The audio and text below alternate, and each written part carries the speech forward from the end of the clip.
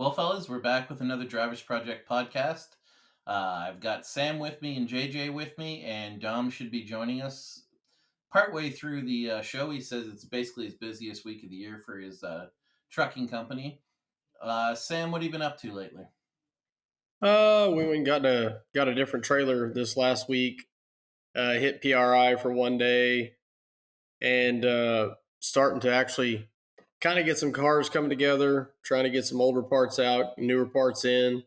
Just kind of going through the off season process. It seems like this year a lot of people really aren't buying a lot of used parts like they were in the past years, but nonetheless, Christmas time coming up too. Obviously, people have a lot of money they're spending that time of year too. So I think race cars aren't just the focus for a lot of people right now, but I'm assuming at the beginning of the year, probably move a lot of stuff out and like I say, keep finishing up these cars for the beginning of the new year.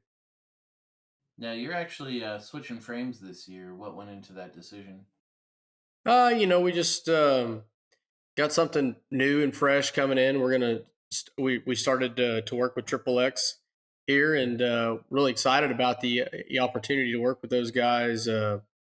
To add a new partner to our team. Feel like it's going to put us in the right direction and kind of fulfill our needs, and hopefully we can, help them moving some cars to a lot of the 360 group as well, and maybe expanding their product a little further than it already is.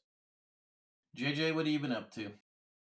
Oh, just working away at home, getting everything ready to try and start the race season here next year, and got a motor in my car now, and so that's exciting. Got my first 410 motor and got that all put in and ready to fire off here whenever the freeze lets up, probably in about February here in Iowa. So actually, it's in good shape here as far as looking like we're getting ready to go racing, and now we just need the weather and everything else to make it so we can start continuing the process and working on the hauler and getting everything ready to rock and roll for the season.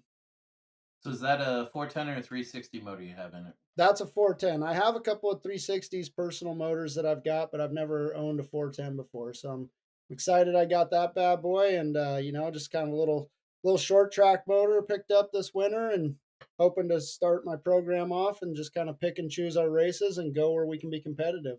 So this past week, we actually had a race to watch, and it was Christopher Bell's return to midget racing. Carter Sarf actually picked up the win and drove by Bell. Sam, what were your impressions or thoughts of the race and Bell's return? Well, I thought Bell looked really good. I thought probably a perfect place for him to kind of get his feet wet again. It's probably been a while since he's been on dirt. So I thought he looked really good.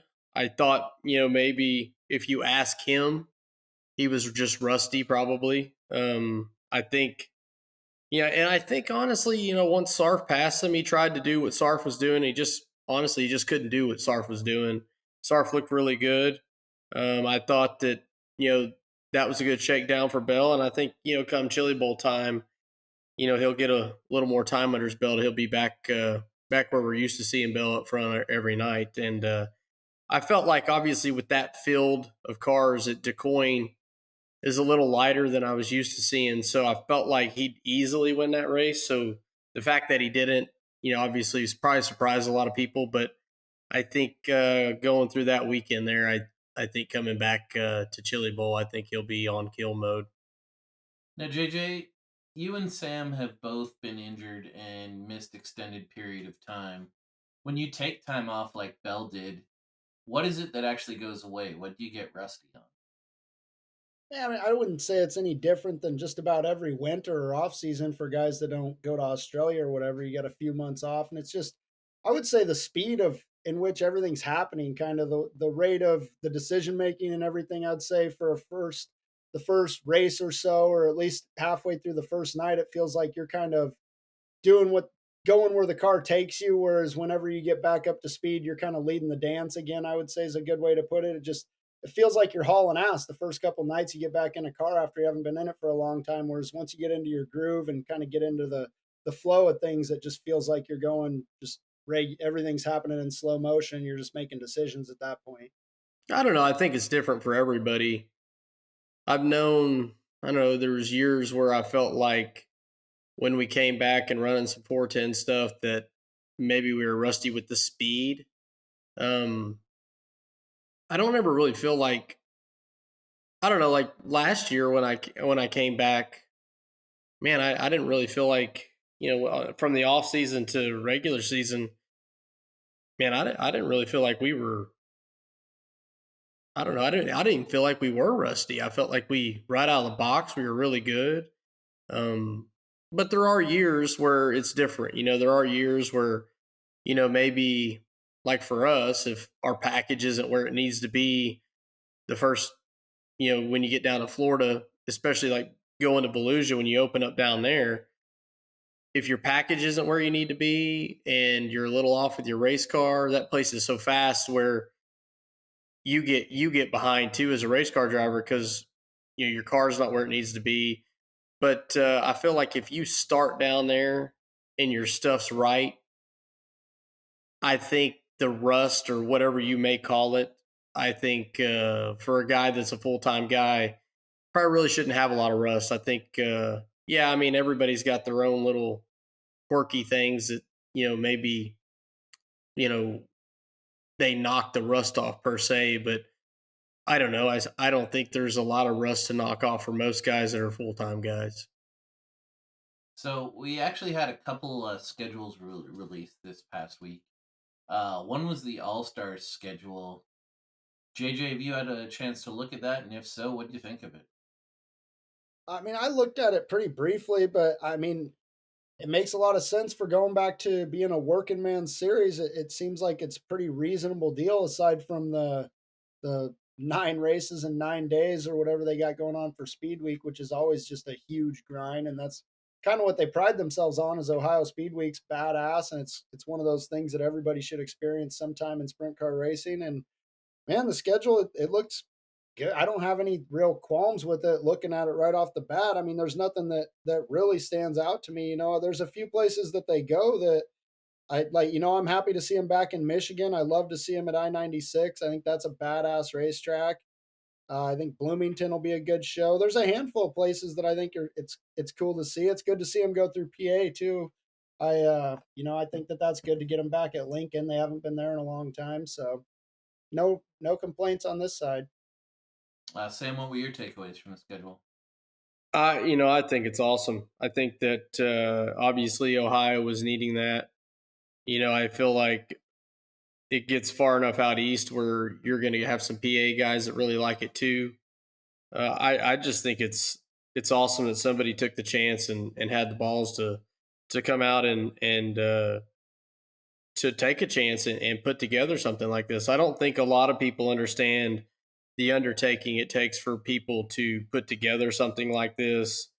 Uh, it's especially from going from nothing to something and to get 26 events in their first attempt at trying to do this. I thought that was pretty impressive. And if you look at the schedule, there's only one TBA. Most people that try to start from scratch with the series and try to put something together, there's a lot more TBAs than one. So, and I wouldn't even be surprised if these guys pop some more on their schedule. But for what they do have, they pay really well for these guys, more than what they're used to be getting. So, like I say, hats off to these guys doing this. I think it's great for Ohio and it's great for some PA guys too. I think sprint car racing, in that area definitely needed that. And like I say, it's a damn good looking schedule, and I think I don't know how good that is for say high limit and the outlaws for all this stuff. Like for these areas to start making nicer looking schedules, like Power Eye actually looks a lot better this year. They're building. Um, I don't know. Like I think with the Outlaws and High Limit, maybe they're getting a couple of these back end cars. Well, maybe some of these guys are going to start maybe not following either High Limit and Outlaws, and maybe trying to pursue stuff like this. Like I could see a guy like with Zierfoss kind of falling off and doing his own deal. Which, sorry, I jumped the gun. I know we're going to jump into that, but I think a guy like him could do this and really enjoy doing that. A guy like Brent Marks could say, high limit, yeah, I'm not going to do that. This has given me more opportunities to go race some more races. Probably still run a lot of high limit shows, but maybe fill some of their schedules in with this. Obviously, Macri will benefit from this. There's a lot of good teams that could benefit from this schedule, and I think, like I say, for high limit and the Outlaws might not be a good thing for them for all these other series to be making good schedules with obviously decent pay. JJ, if you're Caleb Henry or Cap Henry, do you have to go do this instead of doing your weekly racing? I would think it's got a lot of incentives that make a lot of sense. And it's only a 25, 26 race schedule. So it still makes it so those guys can do 20 or 30 races that they still want to do. And so to me, it makes sense. I mean, I don't know what those guys are exactly looking to do. I mean, Cap kind of just picks and chooses every year and wins 10 plus shows, it feels like. So, something like that'd be good. But man, I feel like if a guy like either one of those guys went out and committed to this deal right now, from what I've seen, they'd be one of the favorites to win the championship. So, another guy I'd be kind of curious about is what's Cale Thomas going to do this year. So it'd be interesting to see what some of these Ohio guys do and who actually commits to the deal, because I think it's going to be really enjoyable to watch. So another schedule that actually got released was the ASCS schedule. They were handing it out at PRI. Sam, you're looking at coming back and running for the ASCS championship. What on the schedule stood out to you? Because I felt like there was a few things that really stood out. I mean, obviously there there are things that stand out for sure, but like for me, I don't like I look at like the basic traveling, like okay, where are we going to be compared to where we were last year? How does it stack up, traveling wise? Not necessarily the tracks, but logistically, how much different is than what we did the year before? And honestly, there's not a lot of difference there. There are some bigger races that they left open for us this year that they didn't leave open for us last year. Obviously, like the Canadian Nationals, races that I want to go race that are good paying races, and it looks like they left a lot of those open this year for us to go run. So I like that a lot. But as far as what's on paper versus what we did last year, it's really similar. The guidelines really close to the same. Obviously, we have a few new tracks. Obviously Belleville, I-55. You know, I, Jacksonville. yeah, Jacksonville, which Oh, that's that's awesome. a dirt vision track anyway. And they have, I think, they've got a few higher paying shows this year too, which is something really good that we can look forward to as well. Yeah, I believe Belleville's actually 10,000 to win on the second night. To correct you on one thing that got updated since I talked to you, Spencer actually had to have their date moved back, and it's on top of the Canadian Nationals. But I'm pretty sure for 2025 that is not going to happen. There's actually It actually looked like there might be some pretty cool options for that in 2025. 2026, you mean? You mean 2026, Daryl? 2026, sorry, 2026. Who cares? Well, that is the one thing that I will say. I always get excited about some races that I can race, and then there's one thing I will say about ASC is sometimes they move stuff around on you quite a bit. So hopefully that doesn't continue to happen. But you know, just like I say, I'm excited with what they put out there. I really am. I think they've been trying pretty hard to kind of expand on what they did last year. Obviously, last year they got it so late in the year to pull off half the races that we pulled off was impressive for them to even do that. So I feel like going into this year, I feel like this is another building year for them. And then I think 2026, I think could be a really, really big year for ASCS. JJ, everyone on the West Coast is going to do their usual whining about the lack of California or West Coast swing. But I think the additions of I-55, Belleville, and Jacksonville on their own are pretty impressive. Could you kind of explain the reality to everyone that constantly bitches that the series doesn't go to California? And can you talk about what those races do add to the schedule? Well, I haven't seen the schedule. I don't know how, but that's on me, I guess. But have they made a press release on the internet and everything? It's not on the internet, but they're handing schedules out at PRI. Okay, so I'm not too behind the eight ball, but man, yeah, here in I-55 is on the schedule is badass. That place pretty much always puts on a good show, whether it's for the right reasons or the wrong reasons. It's always entertaining for the fans. Belleville, legendary place, very cool. And then yeah, what was the third one, Daryl? Jacksonville. Oh yeah, Jacksonville, another place for the fans is awesome. For the drivers, it's awesome. Just a tiny little quarter-mile bull ring puts on super exciting racing. I think that's one of the more entertaining places you can watch a race at.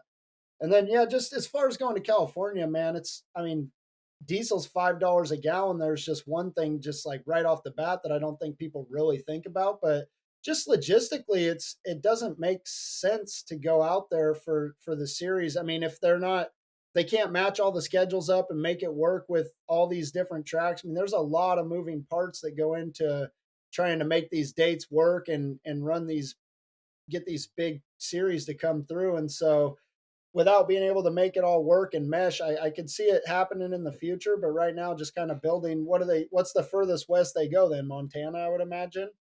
Yeah, Montana would be like that Gallatin and Belgrade. Yeah, which that's a good weekend, and that's way out there. Honestly, it's kind of surprising to me personally that they don't make a swing through Washington and Oregon and all of it really. But when you're already that close to it, but at the same time, it's just about as far to go back from Montana back into the center of the country and get your schedule going again as it is to get out into the West Coast and be kind of trapped out there for a month or two. So I think it's just trying to keep guys on the tour more than anything. It seems like those West Coast swings always eliminate a few teams, and that's all never a good thing. So Well, like the last time we went to California, we sent 3 teams.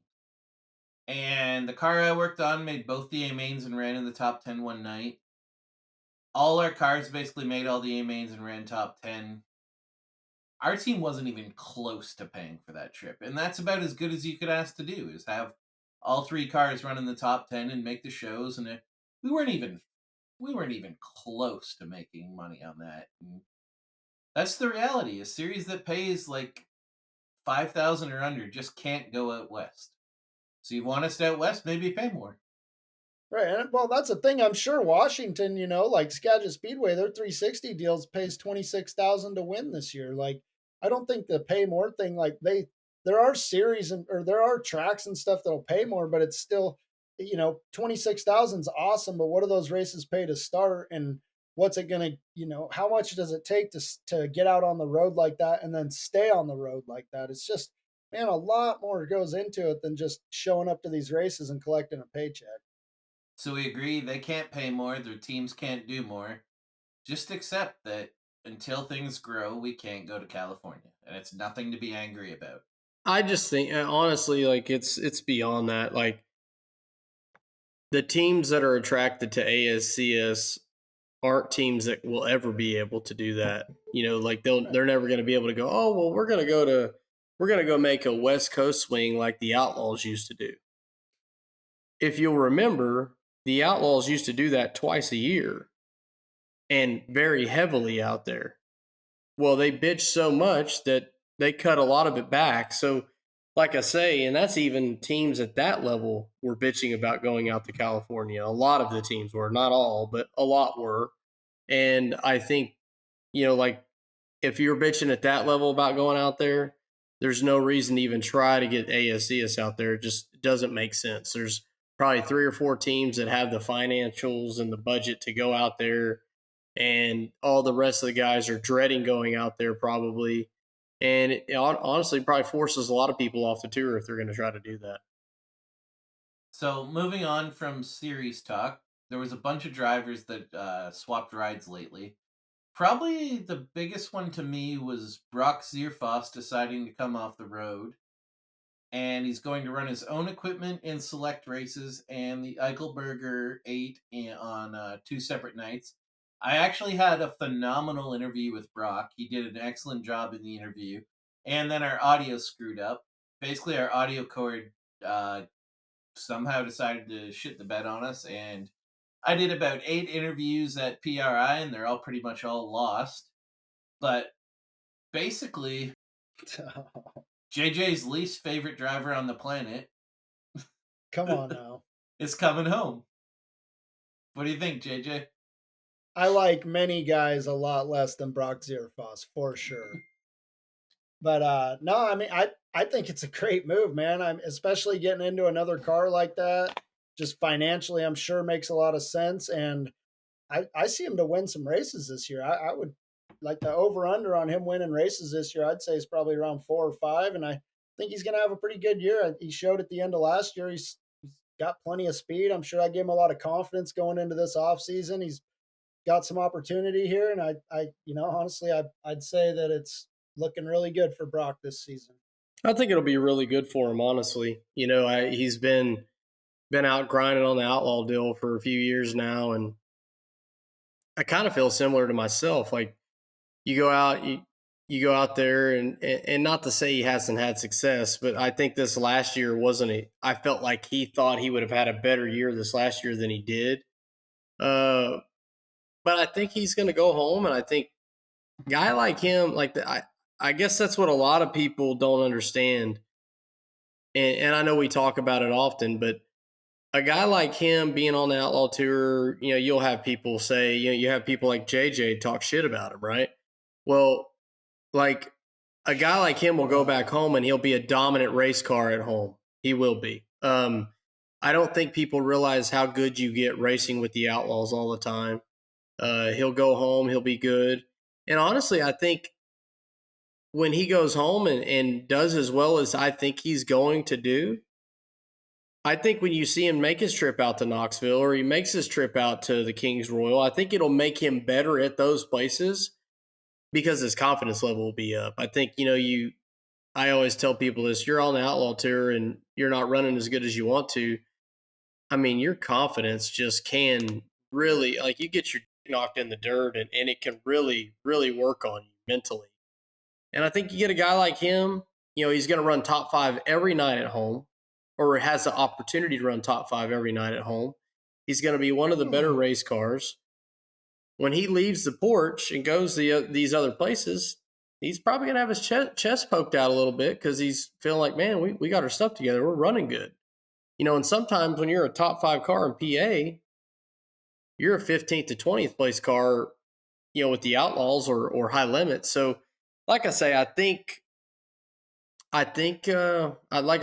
expect a lot of good things out of him. I'm not going to put a win number out there, but I think he's going to be a lot faster back at home, and the confidence is going to come back. And then, maybe by the end of the year, you might see a resurgence of, man, hey, my confidence is back. Maybe we might tackle the outlaw deal again, or maybe we might do something else, or maybe he takes the Macri route and just stays at home and runs big races here and there. Another guy that switched rides, and this was a ride that we talked about a lot last week, and I think we all agree there's nights this car will be very, very fast, and that is Chris Windom was announced to be in the Side 7S. JJ, what are your thoughts on Windom moving over to that ride?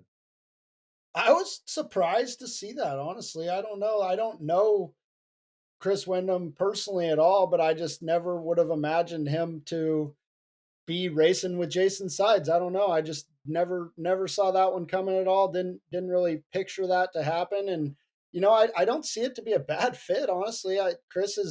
He's got a lot of experience over these last few years. He's getting to go back to these places for kind of the second and third time now. And I mean, he's obviously still improving it.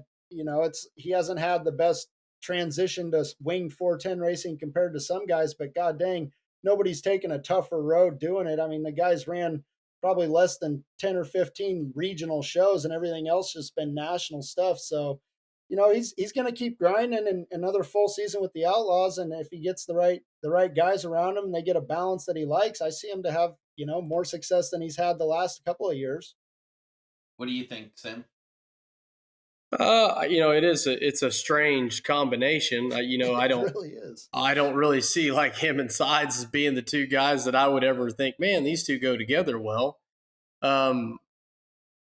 I think it was a opportunity for him with him bringing Nos to the table, and an opportunity for Sides to fill the seat. And I think, this is a business, and in a business, I think both of these situations kind of work together, and that's how it fell into place. Will it be good? Sides Carbon has been really fast on a lot of occasions in the last couple of years, and obviously he's kind of showing that Sides has been out on the road for a long time and has learned a lot. So I feel like any guy getting in that car right now, has to have a little confidence about themselves. I mean, Landon Crawley came in there and, probably a lot of people didn't expect much out of him, but, he had some nights where he looked really, really good. And I think that's a compliment to Jason Sides and as well, a compliment to Landon Crawley for, you still had to perform those nights. So I think a lot of guys see that and maybe Jason Sides' stock has rose because, man, hey, that car does have speed. And I think that's kind of what happened with Windom. He's out of the 55. He's got to find something that fits for him financially wise, whatever that number is. And I think, the next thing you look at as a driver bringing money like that, I think is, okay, so what's going to give me the best opportunity that's available out there? And I think he probably thought that Sides would be a good fit for him. And I think I think it very well could be. So we all agree that there's definitely potential for Windom and Sides here, and that it could be really good. But sometimes in racing, things doesn't go as we plan. If you're Chris Windom and you're rolling along and you get to next year and you're kind of at the same place you've been, how do you manage your career from there, Sam? What direction do you think he needs to go if things just kind of stay the same? I don't know. That's hard for anybody, especially right now. There's so many 410 teams out there. There's so many 410 opportunities as far as races and places to race. I think it's on that side of it. I think it's about the trend is now, like, let's not get it twisted. All these guys are getting sponsor money and they're bringing them to teams. Some guys have different levels of it. Some guys have higher, lower, whatever the case. And I think at the end of the day, if your sponsor stays behind you and you can get into a more elite car, well, then you follow that same path that they've been following because these are the bigger paying races.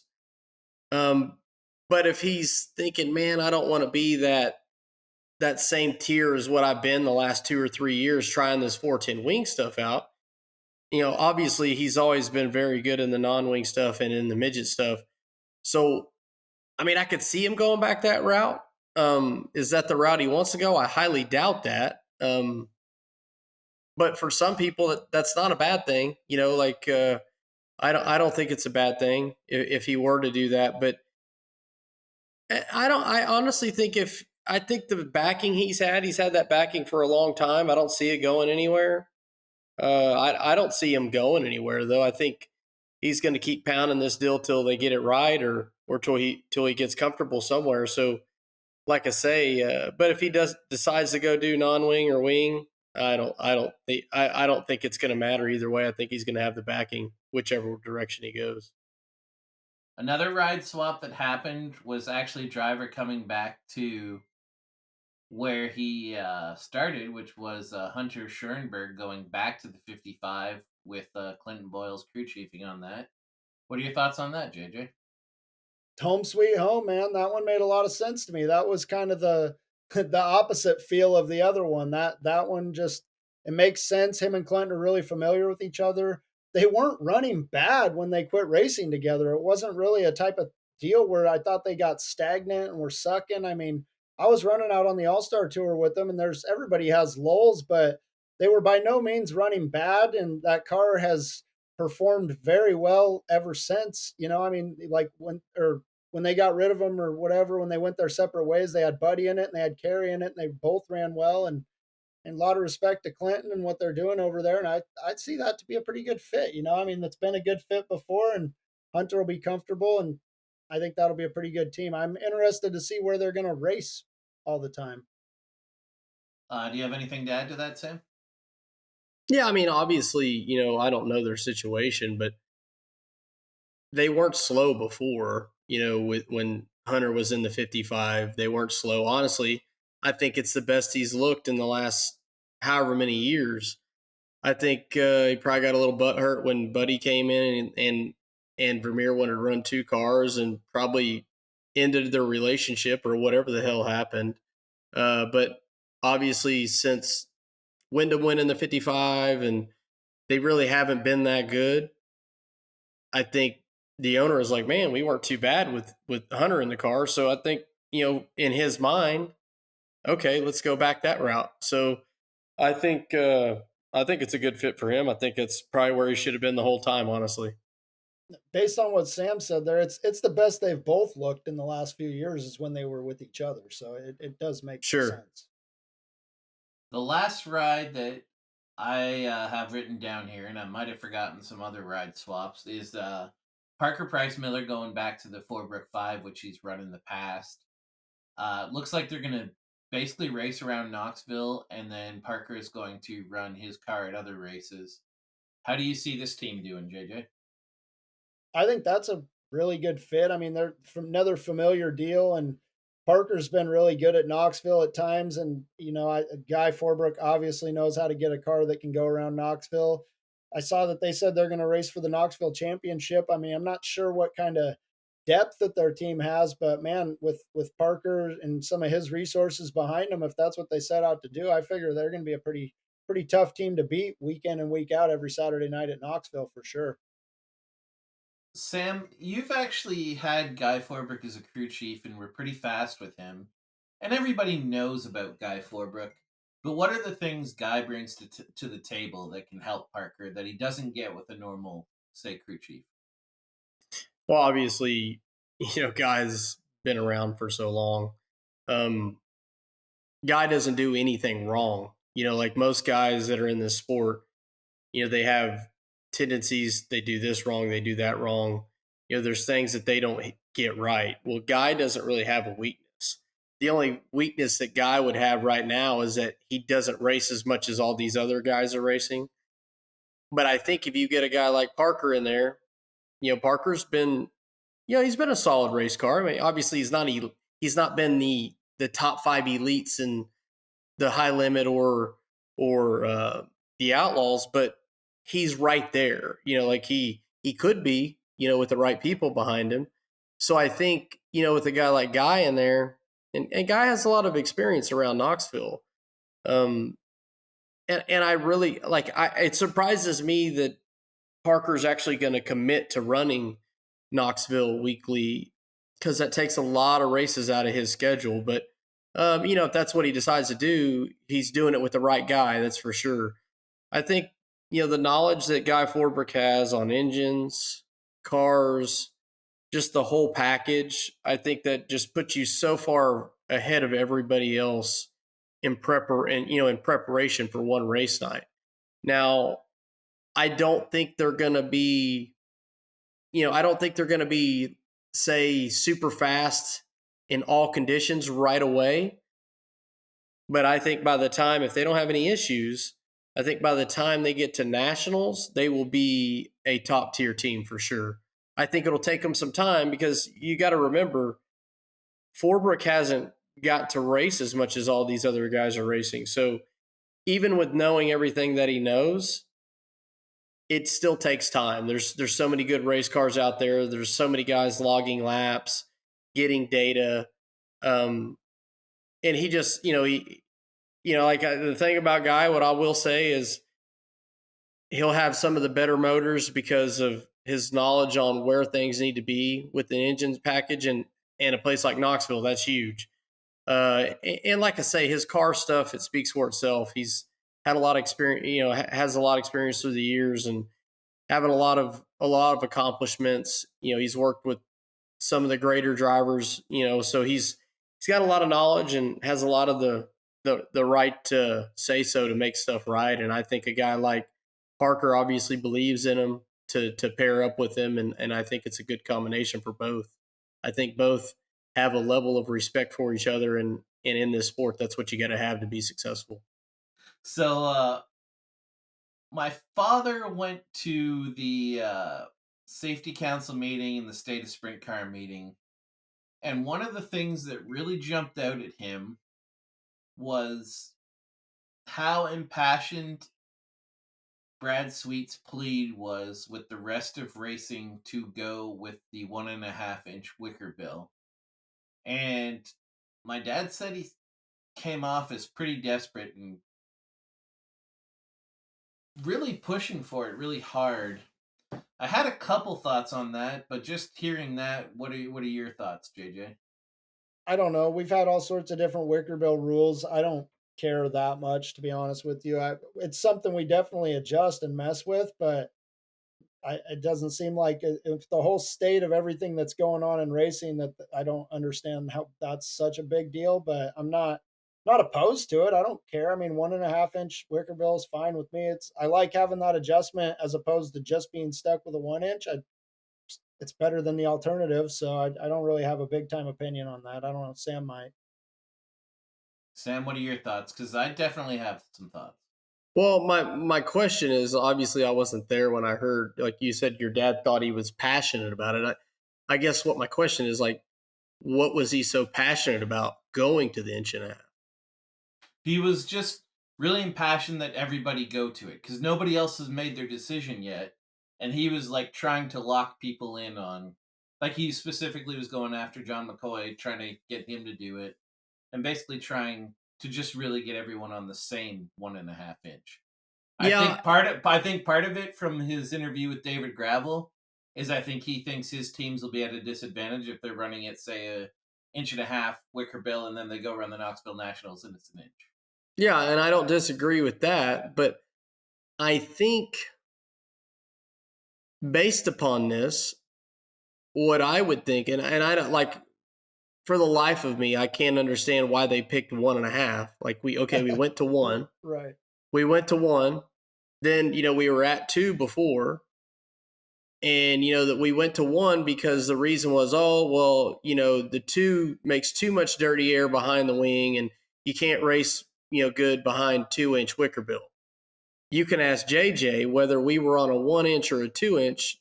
The dirty air was still dog shit, whether it was behind a 1-inch or a 2-inch. It didn't really matter. Would you agree, JJ? Yeah, it didn't change anything noticeably. Yeah. So that was the first reason we all went to the 1 inch, is because, well, we think the dirty air is going to, change things and blah, blah, blah. So the racing would be better. Well, obviously the racing wasn't any better. So the only reason I could see that he would be this passionate is because I think he wants everybody to follow his path, to be like, like the Outlaws always used to be, okay, guys, we're going to this rule. Well, then Knoxville followed suit. Everybody followed suit. It all fell in line.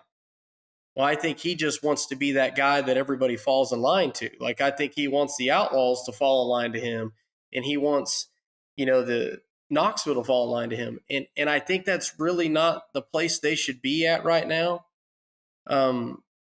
I truly think High Limit should have just fell in place with what the Outlaws were doing, what Knoxville was doing, and keep building their program. I think making these rules that they've made and allowing, let's say allowing the deal to fill the tire back up. Yeah. Like, to allow that, to me, and okay, like, I'm not so, I don't really care too much about the adjustable shock. I think that's okay. It's not very spendy. But to make these changes that he's made and try to like enforce that on the Outlaws to follow suit and get, Knoxville to follow suit, I don't think they're at the stature right now to be able to do that. And I think for their sake, their series would continue to grow more if he just fell in line with the Outlaws and fell in line with Knoxville. I think, now doing this, what he's done, I think if a guy goes to a race, say if you were going to get, 30 cars at a race per se. Well, now a guy that's, say you're like a Joe B. Miller, okay? And you're wanting to go to Lakeside, or you're wanting to go to one of these other races, and he adds like, well, we're going to, we don't, my sponsor doesn't want to spend the money on these bleeders. to go to that next level, to spend that extra money. Or, one of these guys that are guys that can go make the shows at these events, right? I think you're going to start canceling some of these guys out if, I don't know, and maybe that doesn't make sense to you guys. No, you're right, but man. I just really think and I know I'm kind of jumping the gun again, Daryl, but we're talking about like the financial side of things, and we lose sight of that sometimes. And like, I don't want to bash Brad Sweet and the high limit deal, because I think it's great. I really do, 100%. But I think they're pushing too hard. Like, they could keep doing the same thing they were doing, and we all agreed with this at the end of the year last year. They were already ahead of the Outlaws to us. I thought they were.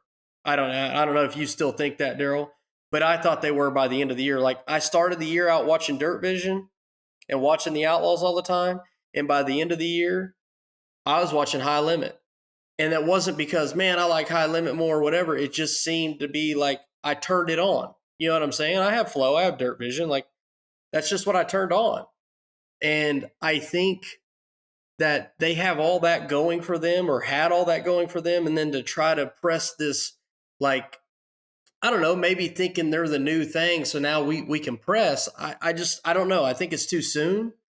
I know you can always go back and renege on some rules. I know you can do that, but I don't know. Like, the inch and a half wicker, to me, whether these guys were allowed 2-inch or whether they're still on 1-inch, I don't know if I'd be that passionate about, inch and a half. Like, if you're Brad Sweet and you had to run an inch and a half all year, and or you could run a 1-inch all year, I don't think you could honestly say at the end of the year, man, on that inch and a half, man, the racing was so much better. I think that's what we need to be on versus an inch. Like, I don't see that across the board for all your race cars. I don't see it. Well, you kind of started into the point I'm going to make. And to be honest, I don't like trashing series. I don't like trashing Brad Sweet, because I think what he's done for the sport is absolutely awesome. 100%. I really, really respect that they're trying to bring new, fresh ideas. Like, those things I can't overstate enough. Like, I feel if I have one knock on the Outlaws, it's that they don't try anything, and when they do try something, it's like not even in the area code of what you should try. But I really think they overstepped their bounds a lot.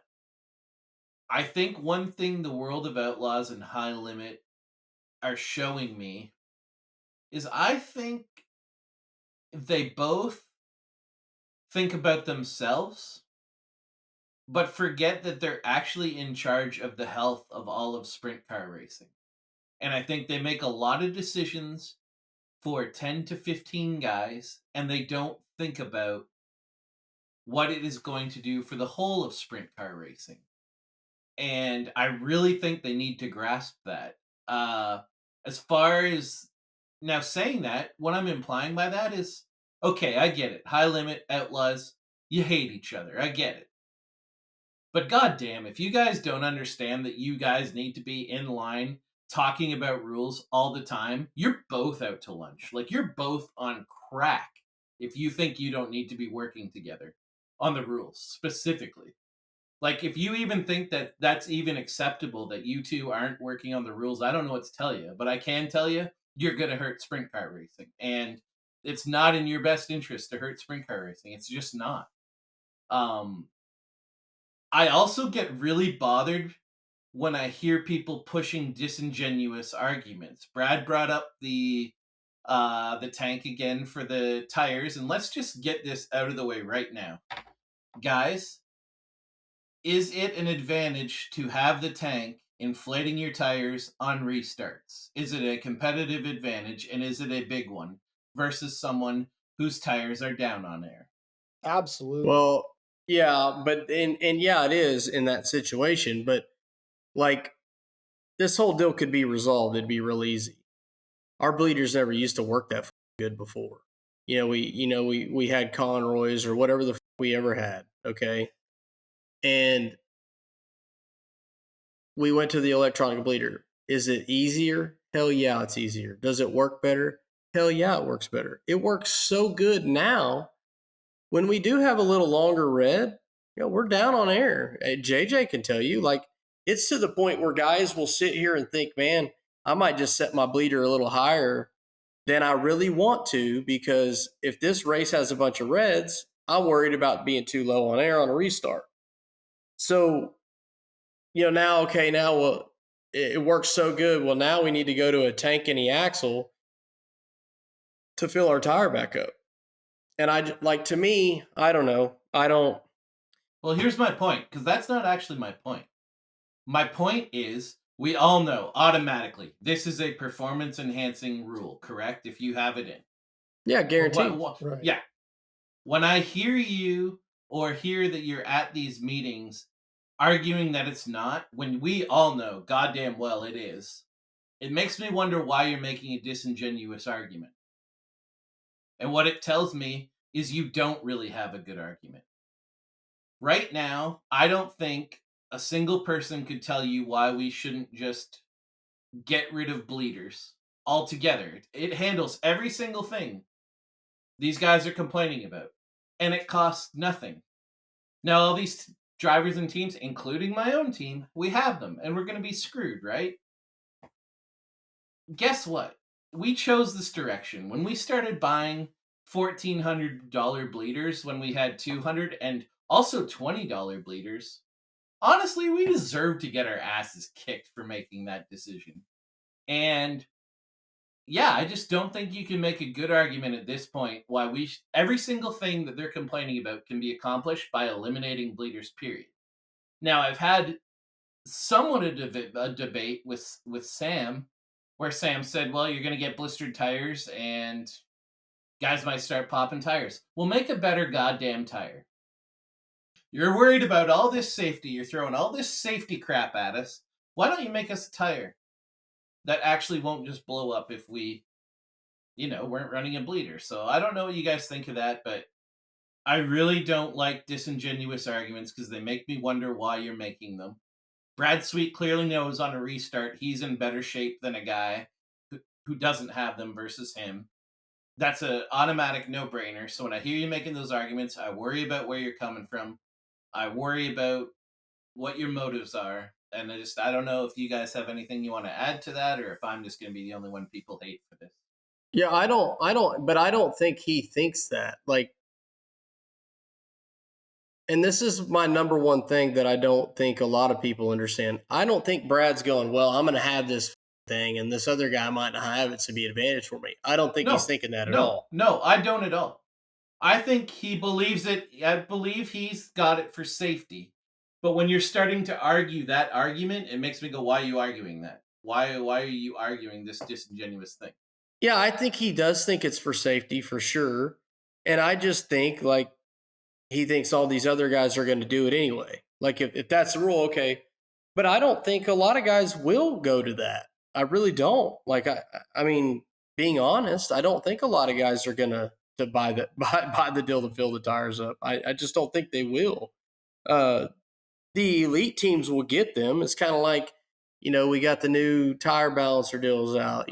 Different guys that get they get the tire covers, like it slowly trickles down. And I think it'll be that kind of effect. But I don't think he's doing anything negatively or trying to. I will say that.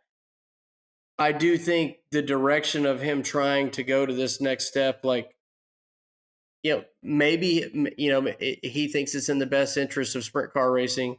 And I can't say that he doesn't think that this is in the best interest, because I do think he thinks that. Do I think that? No, I don't. I don't think that at all.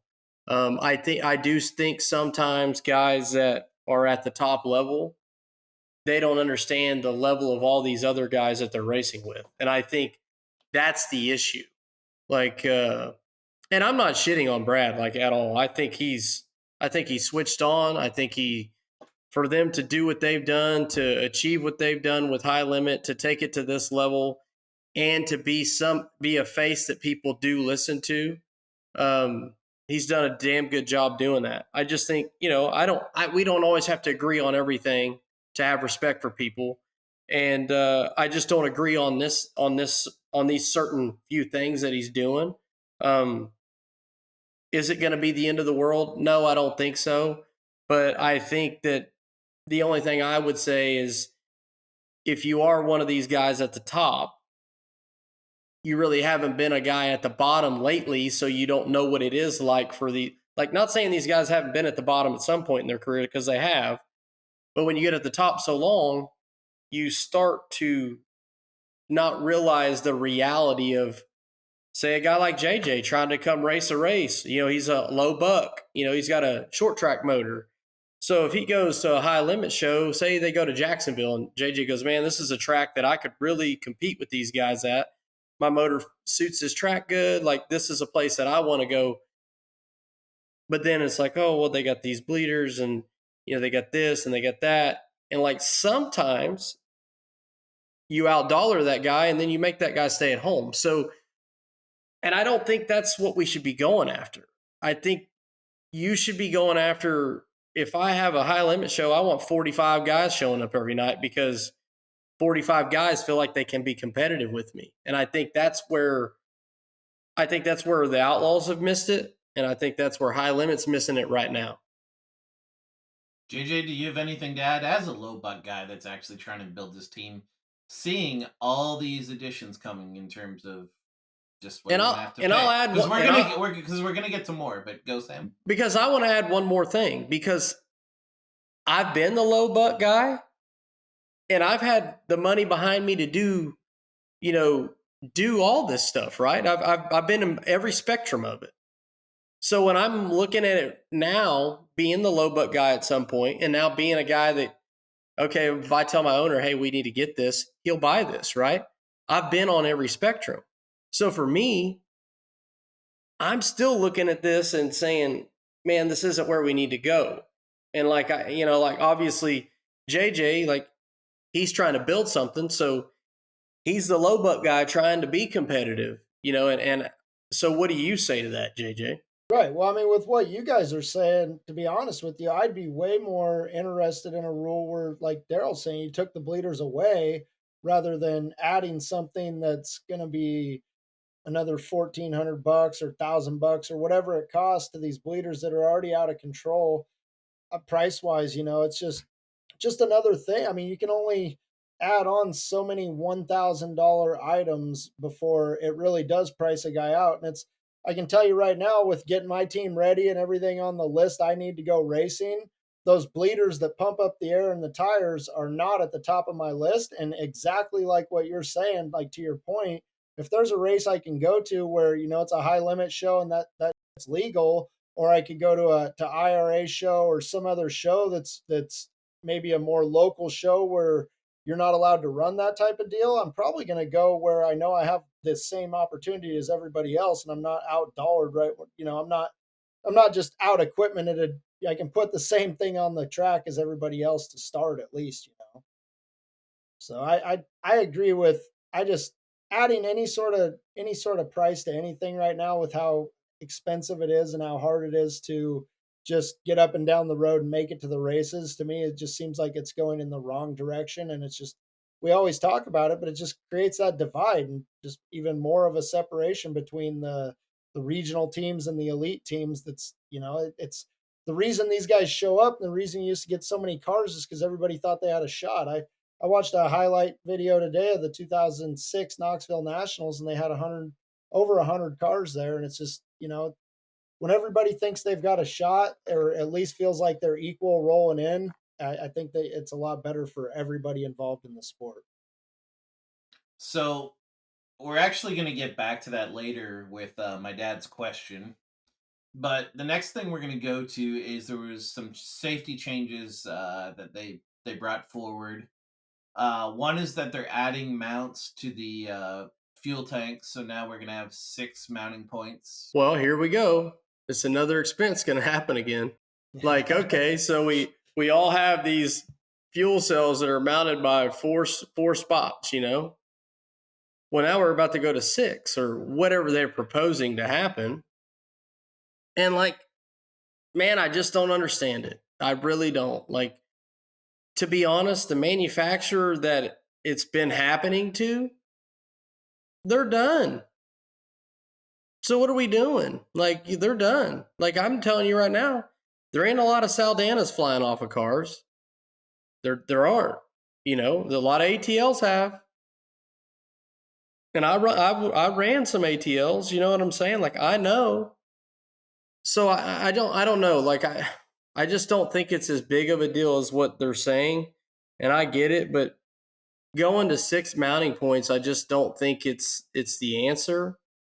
I don't get it. I really don't. I don't see, like, here's what's going to happen. Okay, we move into 2026.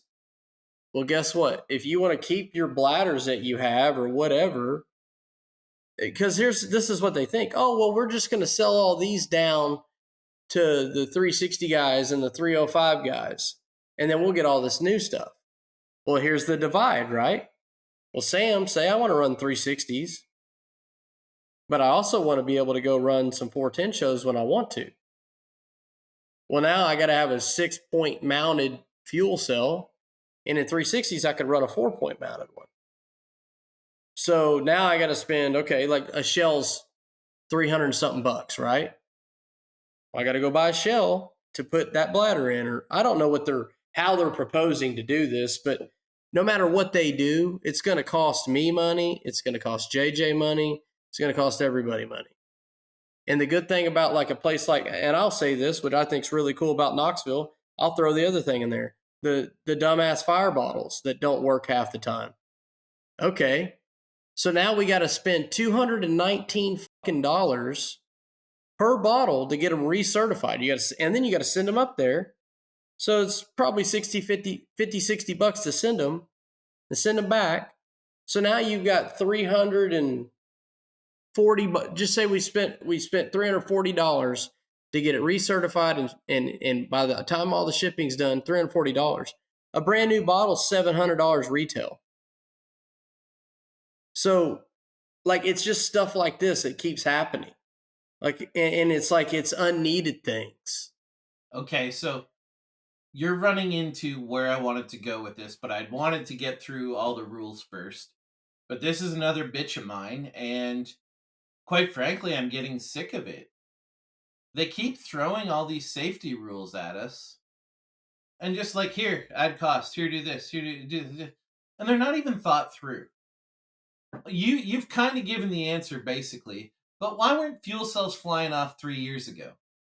Why weren't fuel cells flying off 5 years ago? Why weren't they flying off 10 years ago? All of a sudden, they're flying off. And instead of maybe looking into why that is, we just throw all these mounts at teams? Are you goddamn serious? You really didn't think maybe there's an issue and maybe it's addressable?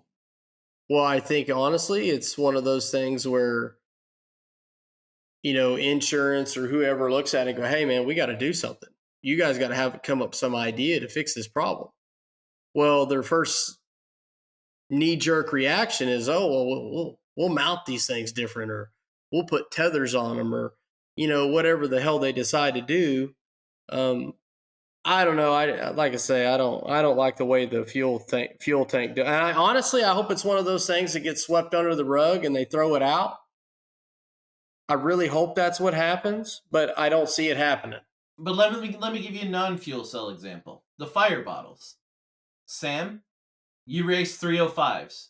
They don't have to run a fire bottle. It's elective. Could you talk people through the rule? If they run the fire bottle, they get a weight break, is basically the rule. And they can run any fire bottle they want, can't they? Right. Why did we not do this? Well, I mean, it's obvious. There's lifelines on these cars. Like, they're getting sponsored. They're getting money. Like, it's clear as day. Like, anybody can put that. I mean, several guys have called them out for it on Twitter, on Facebook. I mean, it's not a secret. Maybe on safety. We've talked. Maybe on safety, you shouldn't have conflicts of interest. But Lifeline is not the only bottle that can be used. I will say that it's not the only one. There's more than one bottle that can be used. But what I will say is, what I like what Knoxville does, they're helping their teams get these things recertified. The Outlaws aren't doing that. For people that don't know, Knoxville Raceway, oh my God, I love these guys, and I forget their goddamn name. KRCO, they're the best. The KRCO, they're the best freaking people in sprint car racing. They really are. Last year, they paid for they raise money, so like buy your 50-50 tickets when you're at Knoxville Raceway, and when you're in the pits. They paid for every Knoxville team's fire bottles. They're paying for the recertification. God bless those guys, but no one else is doing that. Yeah, every year you get like $1,500 in safety stuff too from KRCO. They're awesome, man. And they I went and raced there, and I got $100. Right. I raced there. I don't even know how many times I got $100 for safety stuff. Yeah, they're badass. I mean, they'll walk around the pits and give you stuff, but at the banquet every year they give you this thing, and it's got all the different safety items. And it's just they're super good. I got hurt this year, and they took care of me. They're super badass for the sport. They're like the benevolent. NARC has a benevolent fund that's really, really good like that. But to get back to my point, Sam, JJ, if they went to the Texas 305 rule, you can run whatever fire bottle you want. Here's your weight break if you do it. How beautiful would that be? Teams would, if you burned yourself to a crisp, it'd be your fault. Teams would get to pick their fire bottles. There'd be no bitching. You get your weight break. There's a competitive advantage. This was simple. You can't have conflicts of interest when you're trying to bring something in for safety. That's kind of a line. That's kind of a line. But here's the other thing. Like, if we really want to be the fire bottle that we run, if we're trying to be really safe with it and everything, they would have had more than one place. Like, there's one heat sensor, okay? And the placement of it, honestly, to me, it's not in that good of a spot. Like, there's times these fire bottles don't go off, and they need to go off. Like, and here I am. All the time. Like, yeah, so, like, there should be a sensor. There should be 2 or 3 sensors in the cockpit, to be honest. There should be. Like, if there's a fire under the hood, like by your right kneecap that comes through, like where your cutout is for your bell crank is, or whatever the case, right? There's nothing to get to that area, that side of the car. It's down by your left foot, right? Like, that's the problem. Like, we're making these rules. Okay, we're going to put fire bottles in the car because it's going to be safe. Well, we're worried about your safety. But in these situations, like, we never go back and investigate, okay, well, why did the fire bottle not go off this time and this guy actually caught on fire or something, right? It's because we don't have sensors in the right spot. Like, I'm not saying these fire bottles wouldn't work, but they would work more often and properly if we had, the proper heat sensors in the right areas to actually make the bottle go off when it needs to. And that's the problem. Like, I'm not saying we don't need to have fire bottles. I think we do. But I think if we do have them, to optimize the use of them, and okay, we're spending $700 a bottle to optimize the use and actually protect our drivers, we need to move these heat sensors and make them like, okay, we got to have a pickup here, a pickup here, and a pickup here. It's just like anything else. Like, I feel like when we do some of these rules, we don't go all the way with them. We don't, it's in place like that's why a lot of guys feel the way they feel. It's like, oh, y'all made us run this fucking bottle and my guy's still caught on fire and you guys are sponsored by Lifeline, so y'all are getting fucking money anyway. It's just a money grab. That's the lashback they get. But if they would have just taken a step further, because Lifeline could have provided them this too. Okay, well, we'll have a place where, all right, this will pick up here, this will pick up here, and this will pick up here, and that'll be 3 spots where it'll figure out, 3 different areas of the car. If the heat gets up this high, the bottle's going to go off. It just goes off in one area right now, and that's a problem. Anything to add, JJ? Oh, I hate the fire bottles. I think there's so many flaws with. I mean, it's a great idea in theory, but I have never seen one work properly, and I've seen over 5 or 10 of them not work when they were supposed to. And the one thing I think is it's a safety deal that they add, but I really truly believe one of the next injuries you're going to see is a guy's going to get his legs or his ankles hurt by one of those things flying loose in the cockpit.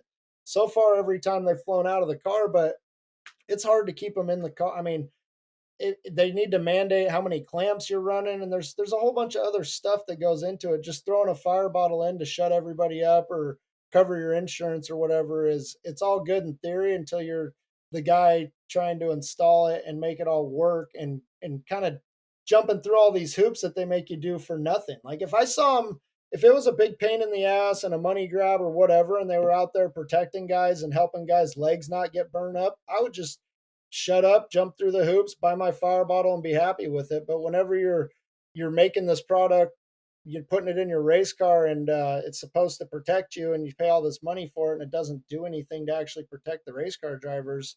I definitely think it needs to be rethought. That's for sure. I can say we actually trashed them when Yeah, Chase we've done Randall's this. didn't go off. It did actually go off in Chase Randall's wreck. So there is a wreck where the fire bottle has actually gone off. No, they've gone off several times. They have. They have. There's no doubt about it. They have. But I'm saying most times, I'd probably say 7 out of 10. I caught on fire this year. My bottle didn't go off. And that's what I'm trying to say is like, these guys don't understand. Okay, if we have a fire under the hood, do we need to put that out? Probably fucking so. Probably so. Do we have a pickup under there? Fuck no, we don't. Like, this is what I'm saying. Like, these guys just don't understand it. They just don't. Like, that's what makes me think, yeah, it is a money grab, right? Like, and then you're pushing, hey, you need to go get a Lifeline bottle. You're pushing it. And I'm not saying anything's wrong with Lifeline. Not at all.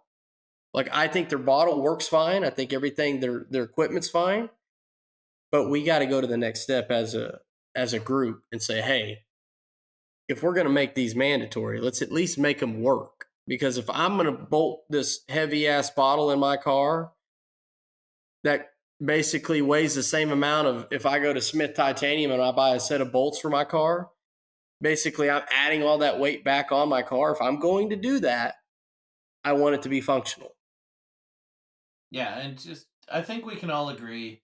Even if it's not, the optics of it are that you're just throwing in these rules to appease your insurance company and you're not thinking them through. Like JJ, your prediction is a fire bottle takes out someone's legs.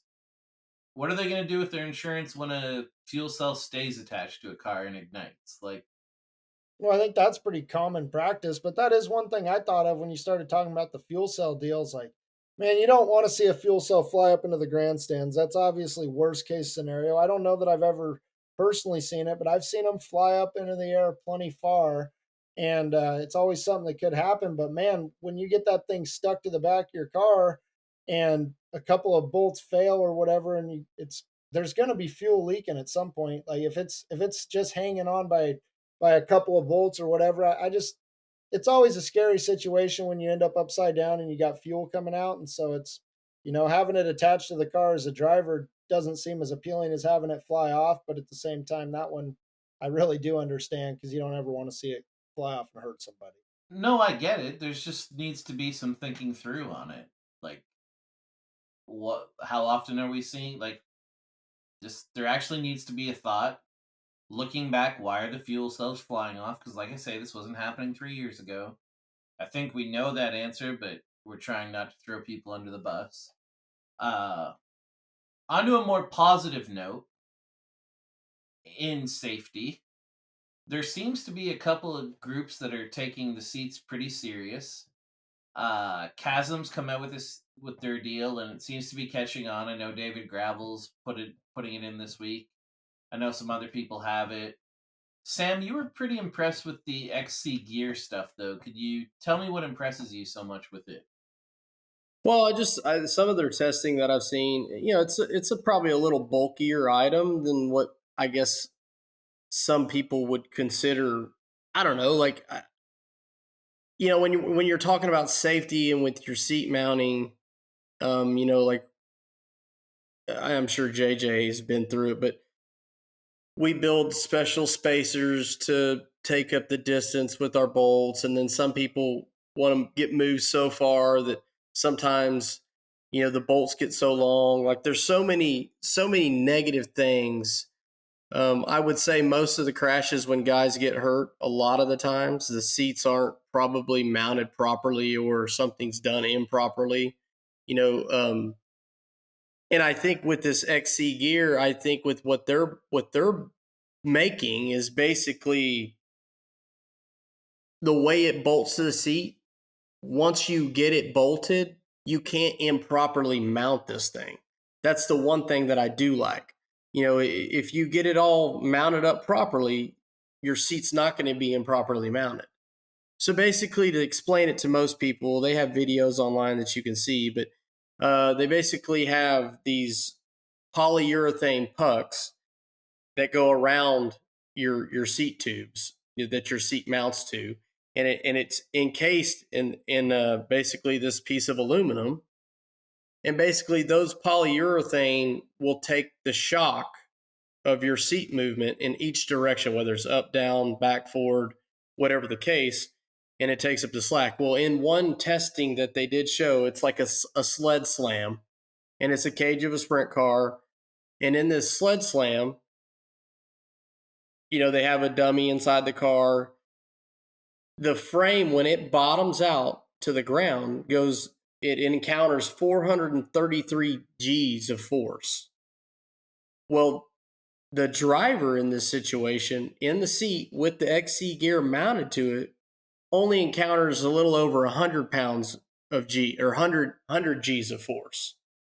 So basically, with the seat not being completely rigid, and the polyurethane taking this hit, it's basically taking 75% of the blow out of the equation, over 75% of the blow out of the equation. So that, to me, just the numbers speak volumes to me. And I've asked other high profile guys in the seating world, like what their thoughts of it, and I haven't heard anything negative from these guys. So, like for me, I know a lot of guys are comfortable with the Chasm deal, and it's a nice piece as well. From what I've seen, this XC gear, like if I'm going to change the way I'm mounting my seats, I'm probably going this direction. Could you, just for people that don't know, explain how the Chasm system works as well? I'm not fully educated on it. And I haven't honestly seen a bunch of data on the Chasm deal, and I think that's kind of why I know they've done a lot of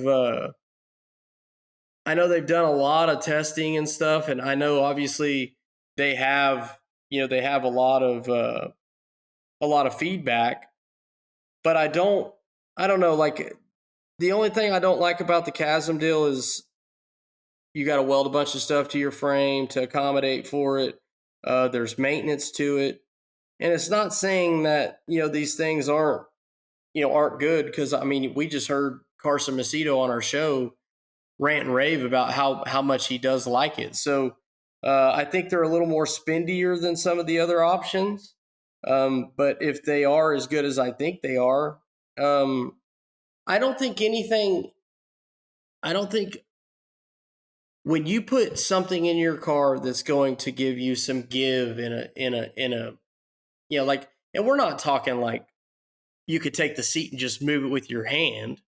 We're talking about impact, like an impact. And if it has a little bit of give and your spine doesn't have to take that hit, anything that we can do to make that better is an improvement upon what we do have. Like, we have seat, we pour seat inserts in, we're doing stuff like that. Like most guys are using Sharp Advantage. That's a great thing for most guys to do. And if we add some other things along the way, I mean, I think, that's the type of safety I don't mind spending my money on. JJ, you've actually been out of racing because of a back injury. Could you take us through what happened, and can you talk us through how important you think it is that we do get these seats right.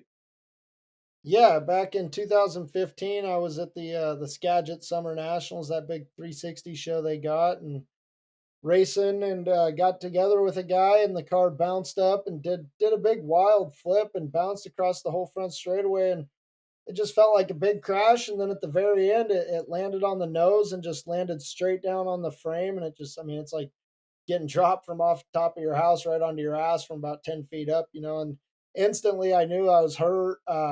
Like, I didn't know exactly what was wrong. I knew I hurt my back. I mean, it felt like it knocked the wind out of me, and went into the ambulance, went straight to the hospital. They basically did all these CAT scans and stuff, told me I was a quarter inch shorter for life, and was able to like walk out of the doctor's office, and went back and watched the races the next night, and just took it easy and walked around kind of like a turtle for the next couple of weeks, and eventually healed up from it. But it wasn't a, I mean, it wasn't a very good deal, as far as it definitely made me more vulnerable to land that way. Anytime I've bottomed out or high sided the car, landed where the thing bounces and hits the frame rail again, it definitely feels like it's always going to be a weak spot there. There's just no padding in between those vertebrae, and ever since then, I've actually gotten a rubber, like a rubber, really hard rubber washer, like a 1 inch spacer, basically a sway bar bushing from an auto parts store. And I get that, and I put a